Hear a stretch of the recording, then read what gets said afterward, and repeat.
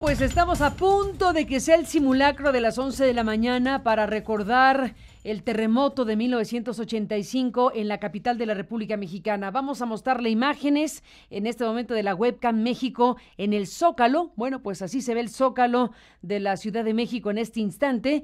La bandera nacional a media asta. La bandera nacional que fue puesta a media asta esta mañana a las 7:19 y la gente caminando, pues en el Zócalo. Ya iremos registrando lo que pueda esta cámara capturar, la webcam México en el Zócalo. Y tenemos también la imagen que ha desarrollado, que está tomando el equipo de producción de este espacio de noticias. Allá nuestros colaboradores y equipo de este espacio de noticias está pues en el periférico, aquí en las instalaciones de la Comisión Federal de Electricidad. Dejo correr lo que está escuchándose en este simulacro.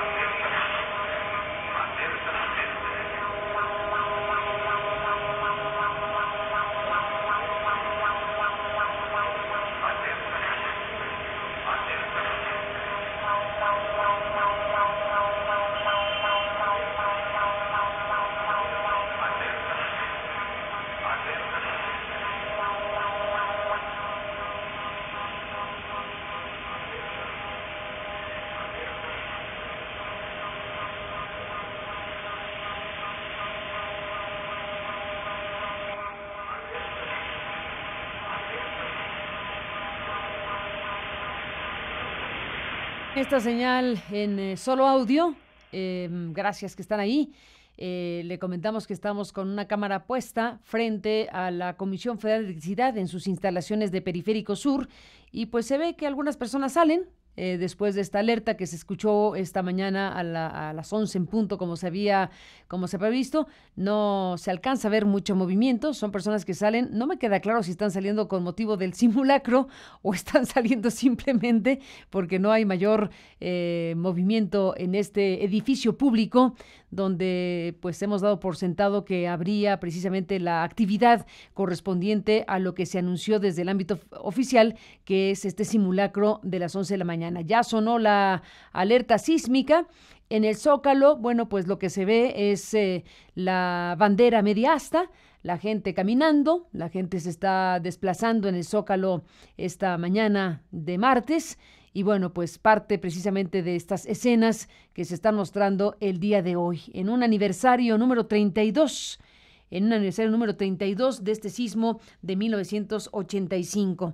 Hace unos días tuve la fortuna de conversar con el doctor Manuel Perló Cohen, es investigador del Instituto de Investigaciones Sociales, acaba de dejar de ser su director de la UNAM, autor del libro 20 años después, los sismos del 85. Ahora sí vemos, perdón, interrumpo de nuevo para quienes escuchan solamente esta señal, ya se ve ahora sí el simulacro, ya está evacuándose este edificio público, estas imágenes que estamos transmitiendo en vivo con una cámara, desde las instalaciones de la Comisión Federal de Electricidad en el Periférico Sur, y bueno, pues ahí nuestra cámara está captando la imagen de las personas que van saliendo piso por piso. Lleva alguien un letrero que dice piso 1 y va un contingente, piso 2, otro contingente, piso 3 y así sucesivamente. No sé cuántos pisos tenga este edificio de la Comisión Federal de Electricidad, que es el que hemos tomado como referencia para transmitir en vivo esta mañana para ustedes. Ahí se ve la gigantesca bandera nacional que va de piso a techo en este edificio de espejos, que bueno, pues está acompañando la escena de estos trabajadores y visitantes de la Comisión Federal de Electricidad este día, martes 19 de septiembre 2017, 32 años después de lo ocurrido en la Ciudad de México. Van en el piso 6, ya van las personas que trabajan en el piso 6 de este edificio público y pues sí, va la gente tranquilamente desplazándose en un puentecillo que va, un puente bajo, que va ya directo a la calle, y entonces están saliendo a Periférico Sur, que es donde se encuentra este edificio de la Comisión Federal de Electricidad. Dejo correr unos momentos la imagen y la escena y le dejamos una música a quienes siguen la señal en audio. Ahora regreso con el doctor Manuel Perlogoen, que pues hizo este libro 20 años después, los sismos del 85, hace 12 años, y bueno, pues es una de las miradas más acuciosas de lo que significó y de lo que pasó en esta capital del país 32 años antes.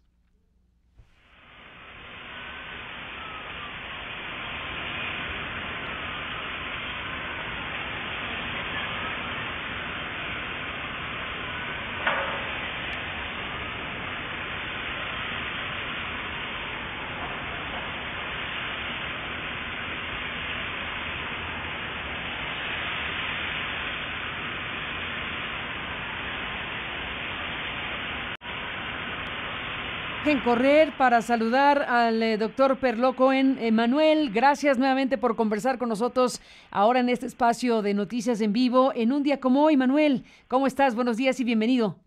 Buenos días, muchas gracias, Carmen. Nuevamente un gusto estar en tu programa. 32 años después, ¿qué se puede decir del sismo del 85, Manuel? Bueno, pues hace 32 años justamente fue una fecha pues muy amarga para los habitantes de la Ciudad de México, aunque también esto afectó a otros habitantes de la República, pero principalmente la zona metropolitana de la Ciudad de México. Y esta fecha, digamos, al mismo tiempo que es un recuerdo muy amargo de lo que miles de personas que perdieron la vida, pues nos dicen, y miles de heridos y personas que perdieron absolutamente todo, también es una muestra de cómo la sociedad puede evolucionar y puede mejorar y puede hacer cosas para prevenir los desastres, porque hoy a 32 años pues hemos registrado avances importantes, eso es indiscutible, ¿no? Tenemos el Centro Nacional de Prevención de Desastres, se han mejorado los reglamentos de construcción, tenemos la alerta sísmica, tenemos una red de instrumentos de alertamiento sísmico también muy importantes. En el 85 teníamos 7 acelerógrafos, que son los que miden la aceleración del suelo durante un terremoto. Hoy día la Ciudad de México tiene 80 distribuidos, se hacen simulacros, hay una cultura de la protección civil, de la prevención muy importante. Entonces, después de 32 años, pues esta fecha también nos recuerda que la sociedad puede estar mejor preparada para hacer frente a los eventos de la naturaleza que tienen un potencial destructivo. Manuel, te comentamos que enlazaríamos también para esta conversación a Marco Rascón, que bueno, pues todos recordamos como una parte importantísima de aquellos años, como parte de la Asamblea de Barrios, bueno, ya me dirá él si él fue el creador original o no de Superbarrio Gómez, porque hay cierta discusión al respecto de quién fue el creador de Superbarrio Gómez, pero sin duda se asocia la figura de Marco Rascón precisamente con lo que fue una organización social, un movimiento muy importante a partir de la Asamblea de Barrios y todo lo que fue ocurriendo en la Ciudad de México, que sin duda fue un parteagua. Marcos, gracias por tomar la comunicación esta mañana. Buenos días y bienvenido. Buenos días, Carmen, a ti y a Manuel. Qué gusto. Bueno, que mucho gusto escucharnos, estar con tu auditorio, pero al mismo tiempo, bueno, en esta fecha, sí, después de 32 años, creo que pues han pasado muchas cosas, ¿no? Sácame de la duda, Manuel, respecto a Superbarrio, ese personaje, ¿lo creaste tú o alguien más? Mira, si yo no hubiera nacido, no hubiera existido Superbarrio. A ver. Sí, no, si yo no hubiera nacido, no hubiera existido Superbarrio. ¿Es decir? Pues yo lo hice. Bueno, tú lo hiciste y lo pudo haber inventado alguien y tú protagonizado. A ver, cuéntanos la historia. No, yo los derechos de autor, el asunto de la invención, la idea, etcétera, es mía. O sea, ya después quién está allá dentro de la máscara, pues ya son muchas historias. Ahí creo que han estado adentro de esa máscara más de 200 gente, yo creo, ¿no? 200 Superbarrio. No, pero Superbarrio es un símbolo, ¿no?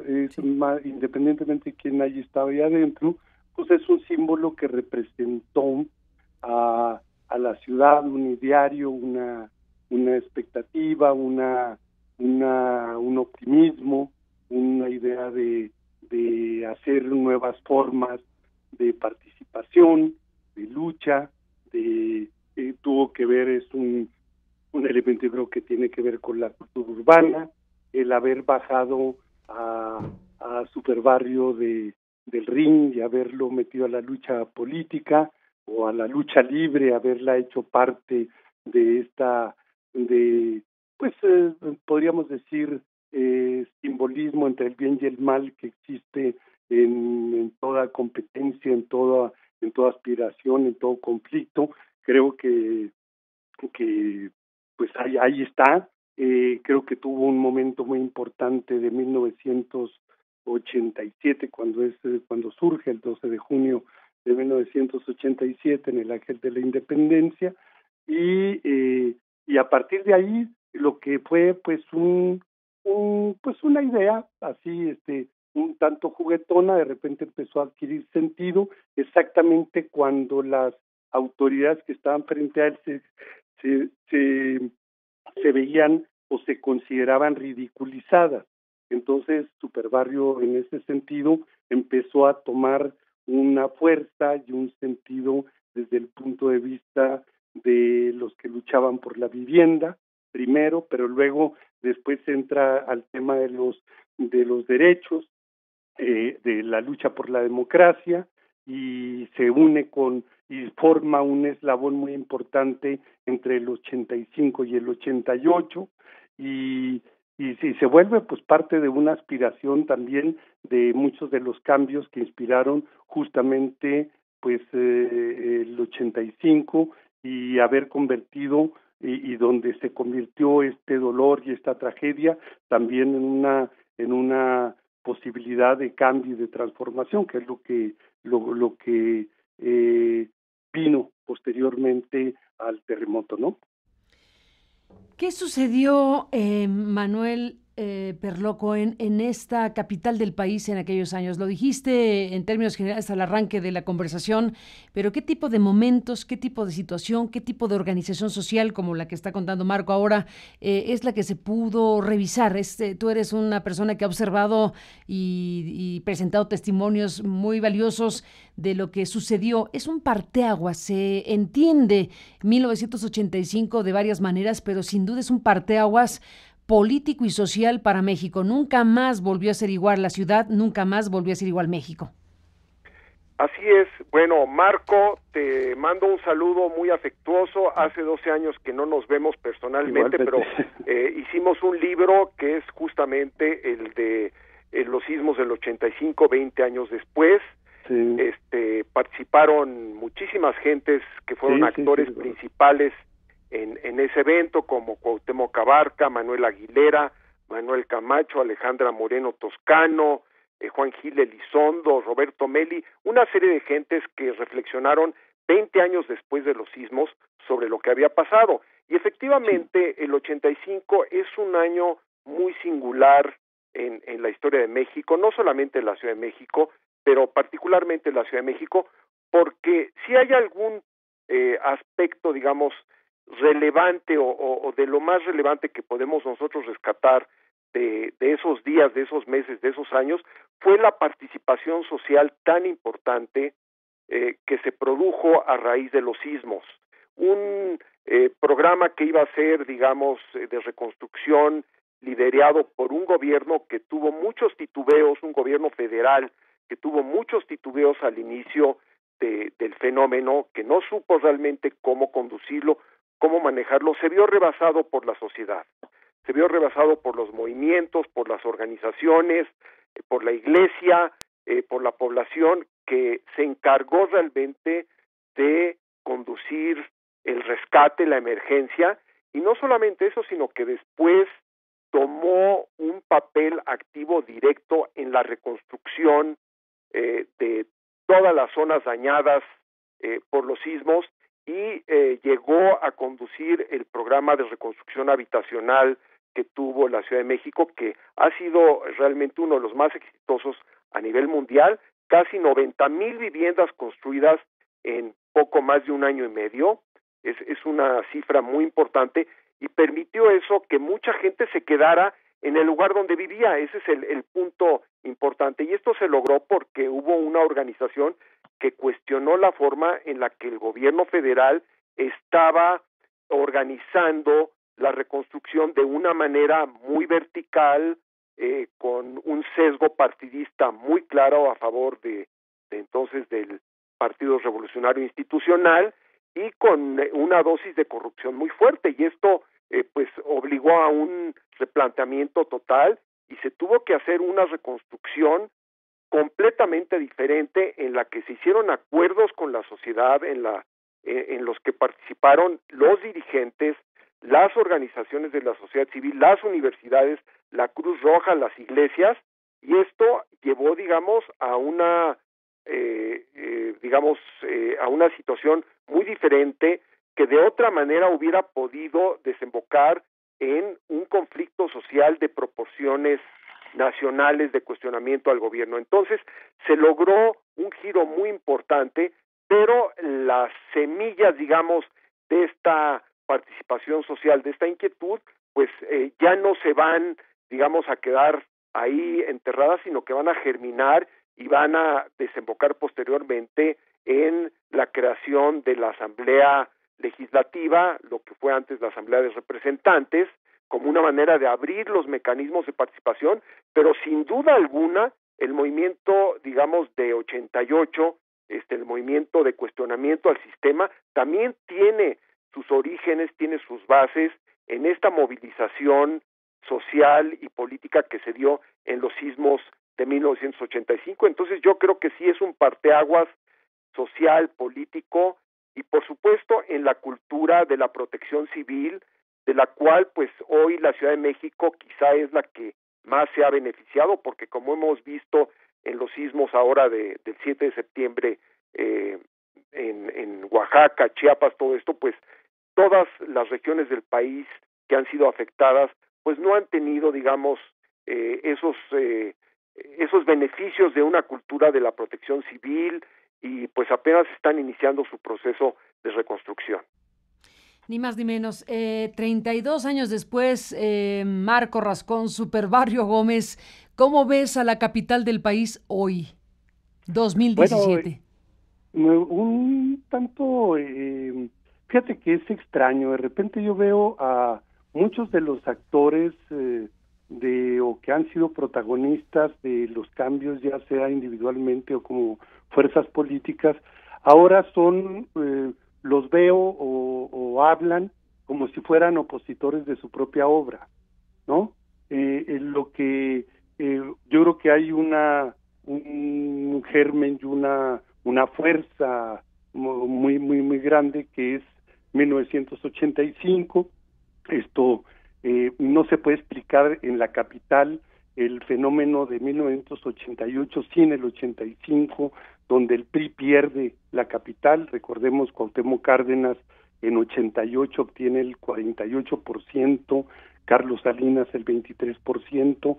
Esto es lo que genera también, ya está el germen ahí de la Asamblea de Representantes, porque el PRI venía perdiendo la capital en términos políticos desde hacía algunos años. Sin embargo, esto da lugar a una incipiente forma de autorrepresentación o de gobierno propio, que fue la Asamblea de Representantes, como decía Manuel, y yo creo que eso fue dando una cantidad de cambios, aceleró los cambios frente al gradualismo, la lentitud que lo veía el propio PRI. Sin embargo, la Asamblea de Representantes rápidamente estimuló mucho la idea de la participación de esa sociedad civil o esa participación ciudadana que se dio a partir del 85. Recordemos el plebiscito de 1993, que fue pues una acción autónoma que se generó tanto desde la Asamblea de Representantes, pero también con mucho de esta fuerza social para crear para la idea del gobierno propio y de que pudiéramos elegir a lo que eran las autoridades dentro de la ciudad.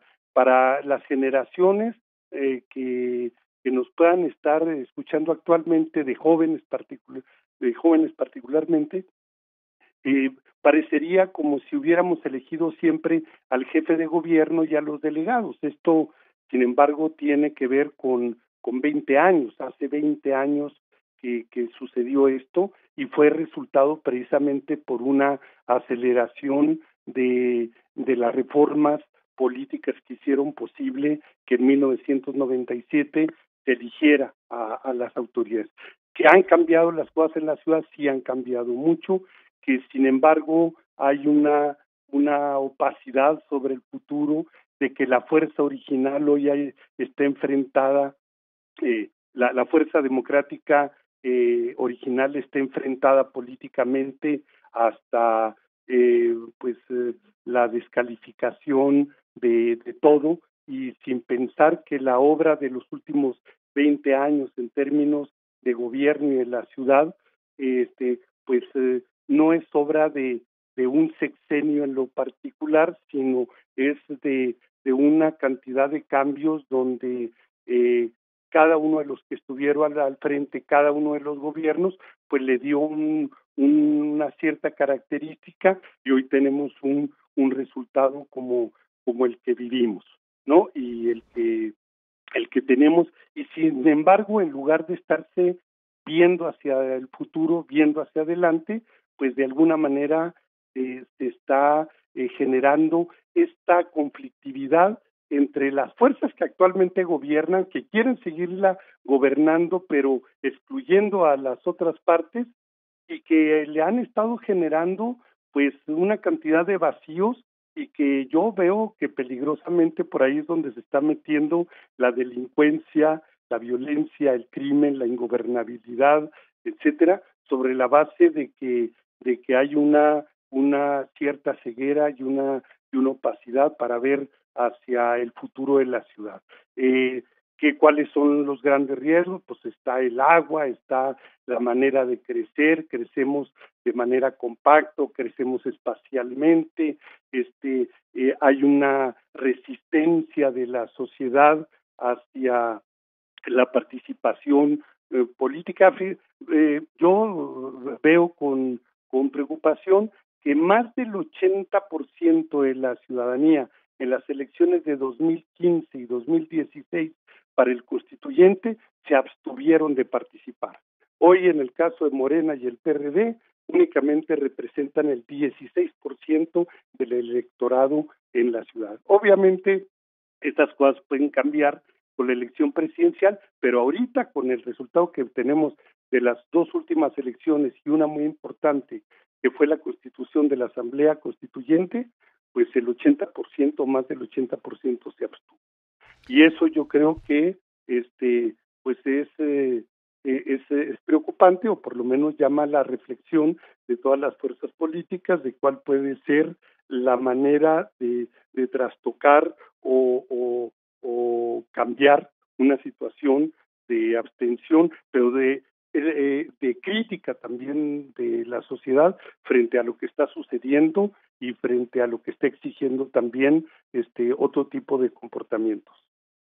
Dices, Manuel, sobre este obligado balance 32 años después de cómo era la capital del país y cómo es 2017. ¿Cómo la ves tú?